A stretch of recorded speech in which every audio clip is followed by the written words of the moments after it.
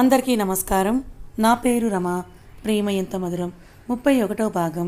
రచయిత పున్నాగవల్లి తాన్య గారు. ఈ ప్రేమలో నేను మునిగిపోతే ఇక ఎప్పటికీ ఇక్కడి నుంచి వెళ్ళలేను కాబట్టి ఉదయం వరకు సాధ్యమైనంతగా వీరికి దూరంగా ఉంటే చాలు అని మనసులో అనుకుంటూ నాకు పని ఉంది, నా చేతిని వదిలిపెట్టండి అంది లిఖిత. ప్లీజ్ లికి అంటూ క్యూట్గా ఫేస్ పెట్టన్నాడు వసీకర్.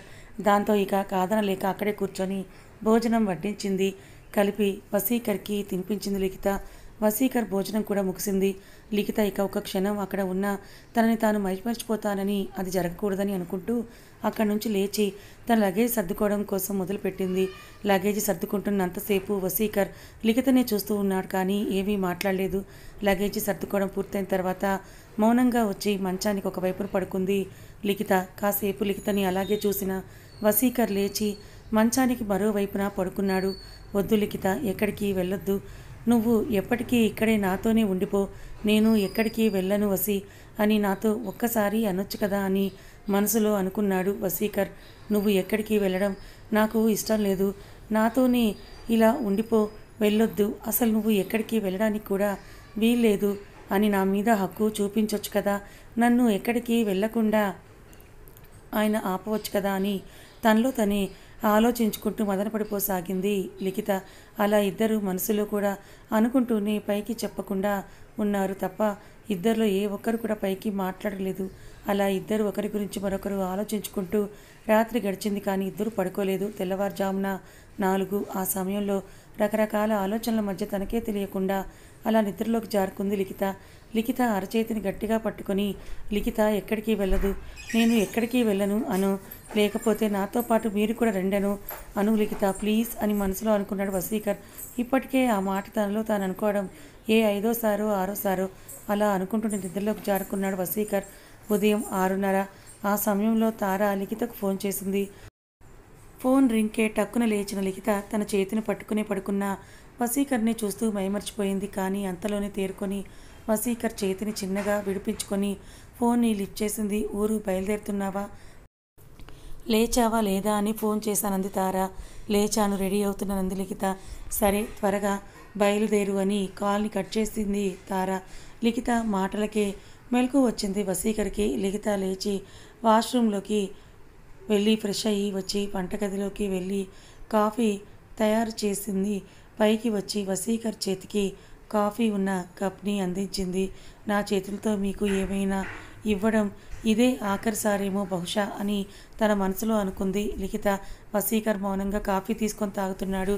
లిఖిత అంతలో స్నానం చేసి సింపుల్గా రెడీ అయి పూజ గదిలోకి వెళ్ళి దండం పెట్టుకొని వచ్చింది. అంతలో అందరూ బయటకు వచ్చారు. వాళ్ళందరికీ వెళ్ళొస్తానని చెప్పింది లిఖిత. ఆ క్లాస్ ఏదో ఇక్కడ ఉండవా అమ్మ అన్నాడు చౌదరి తన తోటి వాళ్ళతో కలిసి. సరదాగా వెళ్ళి వస్తుందిలేండి, వెళ్ళి రానివ్వండి అంది వనజాక్షి. చౌదరి మరింకేమీ మాట్లాడలేదు. పరంధామయ్యకు మాత్రం కళ్ళల్లో నీళ్లు తిరిగాయి. ఈ 10 రోజులు నాకు పంచదార వేసిన కాఫీ ఎవరిస్తూ ఉంటారమ్మా అంటూ కన్నీళ్లు పెట్టుకున్నాడు పరంధామయ్య.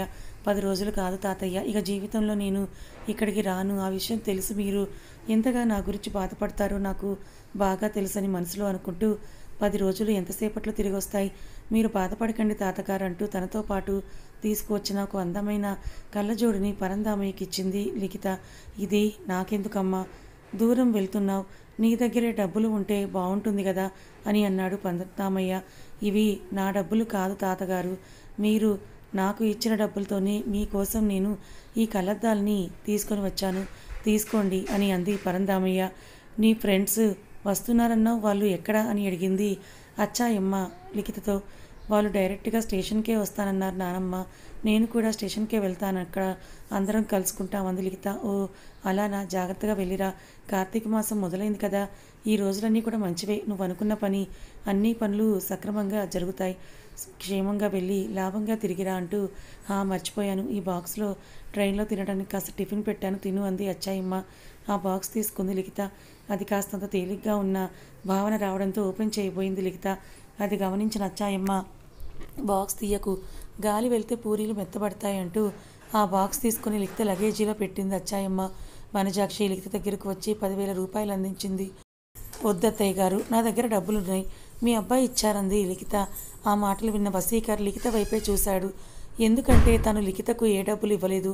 పర్వాలేదు, వాడు డబ్బులు ఇస్తే ఇచ్చాడులే, ఇది నా సంతోషం కోసం ఇస్తున్నా అంది వనసాక్షి. తీసుకోమా, మొహమాట పడుకో అన్నాడు చౌదరి.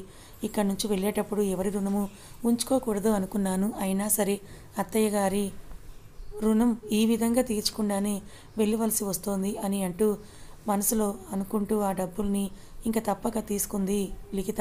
ఏరా వసీ, నువ్వు స్టేషన్కి వెళ్తున్నావా అని అడిగాడు పరంధామయ్య. వసీకర్ సమాధానం చెప్పే లోపల, లేదులేండి తాతయ్య గారు, నేను ఆటోలో వెళ్ళిపోతాను. అక్కడ మా ఫ్రెండ్స్ అందరూ ఉంటారు కదా, స్టేషన్కి వెళ్ళి వాళ్ళని కలిస్తే అంతా వాళ్ళే చూసుకుంటారు అని అంది లిఖిత.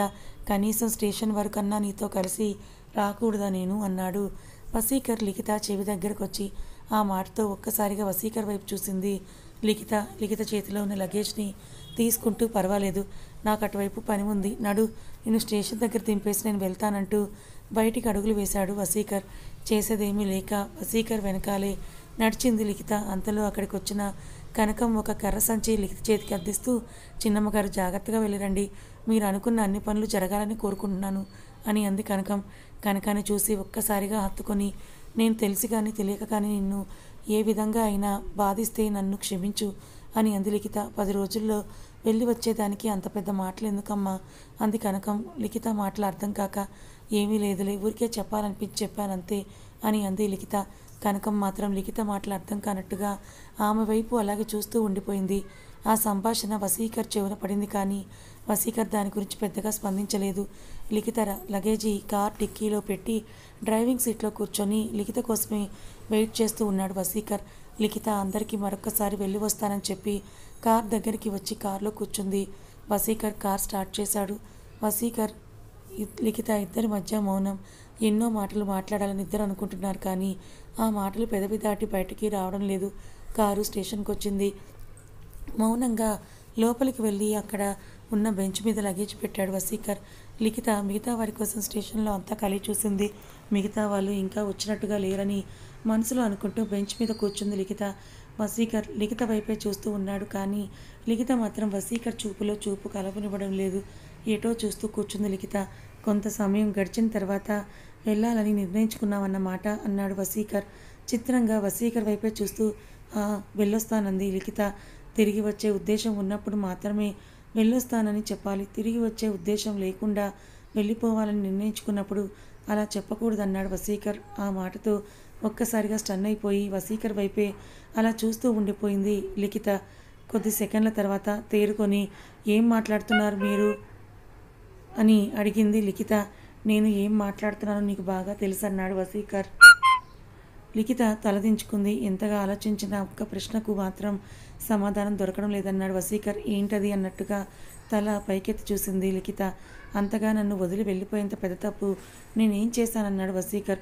మీరే తప్పు చేయలేదు అంది లిఖిత. మరి ప్రయాణం ఏంటి అడిగాడు వసీకర్. బ్యూటీ క్లాసెస్ అని ఏదో చెప్పబోయేంతలో, ప్లీజ్ లిక్కి, ఇంట్లో వాళ్ళకు చెప్పిన కహానీనే నాకు మళ్ళీ చెప్పాలని ప్రయత్నించకు. ఆ క్లాసుల సంగతి నెల రోజుల ముందు నుంచే నీకు తెలిసింది. అప్పుడు నువ్వు వాళ్ళకు వెళ్ళను అని చెప్పావు. మరి సడన్గా ఈ ప్రయాణం ఏంటి అని అడిగాడు వసీకర్. నా దగ్గర వీటికి సమాధానం లేదండి అంది లిఖిత. సమాధానం లేక కాదు, ఆ సమాధానం చెప్పే ధైర్యం లేక అన్నాడు వసీకర్. నిస్తేజంగా వసీకర్ వైపే చూసింది లిఖిత. మొదటి నుంచి నా దగ్గర ప్రతి విషయం దాస్తున్నావని నువ్వు అనుకున్నావు, కానీ ప్రతి విషయం ఆఖరికి మా అమ్మమ్మ, మా అమ్మ, చెల్లి నిన్నని మాటల దగ్గర నుంచి ప్రతిదీ నాకు తెలుసు. కానీ వాటి గురించి ప్రస్తావించి మన మధ్య ఉండే ఆ సంతోషాన్ని, ఆనందాన్ని పోగొట్టుకోకూడదని అనుకున్నాను. కానీ ఇంట్లో పనివాడు నీ మీద చెయ్యి వేసిన, ఇంట్లో వాళ్ళు నోరు మెదపకుండా ఉన్న వైనం కూడా నా దగ్గర నువ్వు దాచావు. విషయం నాకు తెలిసింది కానీ నువ్వు నాకు ఎందుకు చెప్పడం లేదు, నువ్వెందుకు నేను నీ వాడిని అని అనుకోవడం లేదని అన్నదే నా బాధ. అందుకే ఆ విషయం నీ అంతటా నువ్వు నా దగ్గర ప్రస్తావించే వరకు నేను కూడా ఆ ప్రస్తావన తీసుకురాకూడదనుకున్నాను. చివరికి అన్నయ్య వరుసయ్యే ఆడబిడ్డ భర్తతో నీకు లేనిపోని సంబంధాలు మా అమ్మ అంటగట్టినప్పుడు కూడా ఆ విషయం నువ్వు నాకు కనీసం ఫోన్ చేసైనా చెప్పిందే లేదు. ఆ విషయం స్వయంగా సుధాకర్ నాకు ఫోన్ చేసి చెప్పేంత వరకు కూడా నాకు తెలియదు. నీ మీద నాకు పట్టనంత కోపం వచ్చింది. కలకత్తాలో ఉన్న పనులన్నీ వదిలేసి సరాసరి ఇంటికి వచ్చి నిన్ను చెడామడా తిట్టి ఆ తివారికి గుణపాఠం చెప్పి మా అమ్మను కడిగి పెరేయాలనుకున్నాను. కానీ అంటూ ఆగిపోయాడు వసీకర్. అప్పటి వరకు వసీకర్ చెప్పేదంతా వింటున్న లిఖిత ఒక్కసారిగా ఏం జరిగిందన్నట్టుగా వసీకర్ వైపే చూసింది. కలకత్తా నుండి హైదరాబాద్ రావడం కోసం ఎయిర్పోర్ట్కి వెళ్ళిన నాకు అక్కడ ఇమిగ్రేషన్ దగ్గర ఉన్న ఆఫీసర్లను ఏ విషయం మీదో రిక్వెస్ట్ చేస్తూ కనిపించింది రూబీ. ఆమెను చూడగానే మర్చిపోయిన పాత గాయాలు అన్నీ ఒక్కసారిగా రగులుకున్నాయి. కానీ ఎందుకో అక్కడి నుంచి చూసి చూడనట్టుగా వెళ్ళలేకపోయాను. ఏ బంధం లేకపోయినా కాస్త తెలిసిన వాళ్ళు ఏదైనా ఇబ్బందులు ఉన్నారంటేనే వెళ్తాం కదా, అలాంటిది ఆమెను అలా వదలలేకపోయాను. విషయం ఏంటో తెలుసుకోవడానికి అక్కడికి వెళ్ళాను. నేను చేసిన అతిపెద్ద తప్పు అని నాకు ఆ క్షణంలో తెలియలేదు. పాస్పోర్ట్లో ఏదో చిన్న ఇబ్బంది అని తెలిసింది. దాన్ని తెలిసిన వాళ్ళ ద్వారా సరిచేయించాను. ఆఫీసర్లు రూబీ జర్నీకి గ్రీన్ సిగ్నల్ ఇచ్చారు. దాంతో ఆమె వైపు కనీసం చూడకుండా అక్కడి నుంచి బయలుదేరాను. వసీ అంటూ ఆమె నన్ను పిలిచింది. నిజం చెప్తున్నాను, ఆ ఒక్క పిలుపుతో ఆమె చేసిన తప్పులన్నీ కూడా మరపుకొచ్చేశాయి. ఒక్కసారిగా పాత గుర్తులేవో లీలగా గుర్తుకొచ్చాయి. వాటిని తొక్కి పెడుతూ వెనక్కి తిరిగి చూశాను. నీతో కూడా కొంచెం మాట్లాడాలి అని అంది రూబీ.